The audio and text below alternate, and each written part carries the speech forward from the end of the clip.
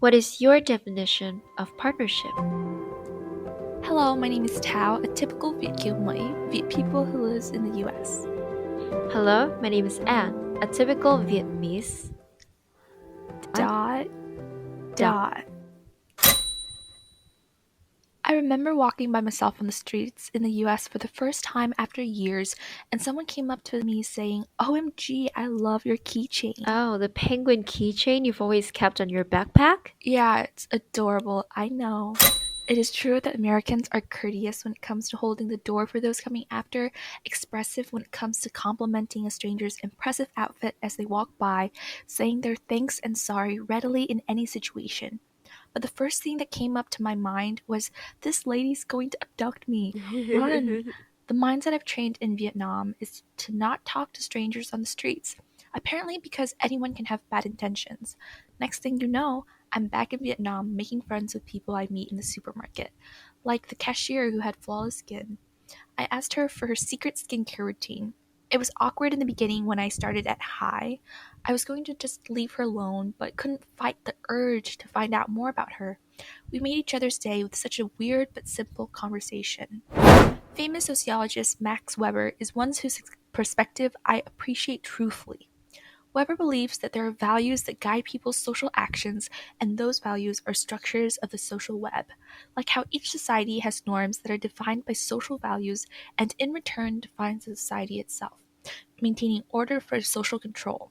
So, in the end, it is us as individuals who truly hold power in the making of our society, not the legislative system, not the government, nor any entity.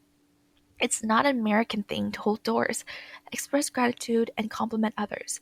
And it's definitely not a Vietnamese thing to be hospitable and traditionally hardworking. Sure, it's what each society values, and those values are meaningful. True, it is our choice to obtain and spread these values to connect our community together and with our foreign friends.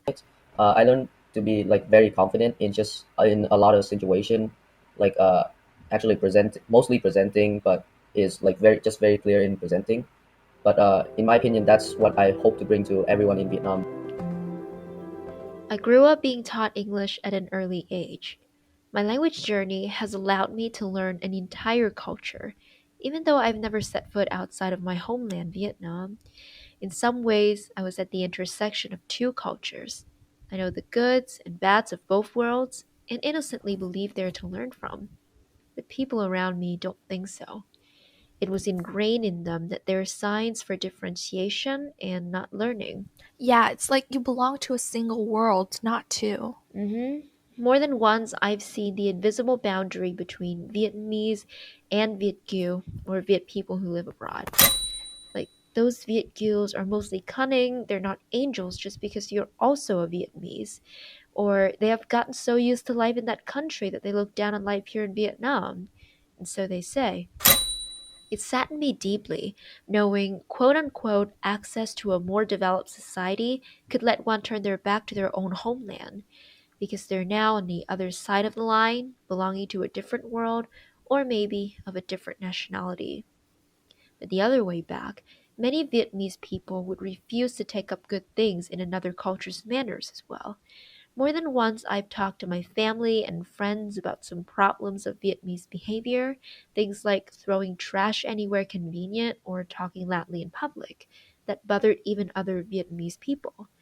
And the answer almost always went, but this is Vietnam, and that's how people do it here.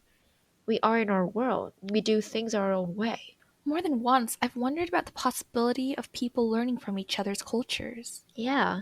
Vietnamese can have the proper way to deal with waste or respect the public environment too. And people in any other country can also value their own origins and be sincerely hospitable. We have seen Vietnam and America exchanging knowledge about developing the economy or advancing healthcare technology. So, why don't individuals, the smaller fractions of a nation, practice mutual learning even with the most trivial things? Partnership should start from people knowing that and not merely from national leaders or industries. This 10-year anniversary of the US Vietnam partnership is a good time to rethink partnership. Experience between two cultures has taught us one valuable thing, that partnership needs to go from within the community, from individuals to nation, from very quotidian things to national missions. Partnership needs to start with understanding, sympathy, and mutual learning so that we can develop together. May the partnership between Vietnam and the US be forever flourishing.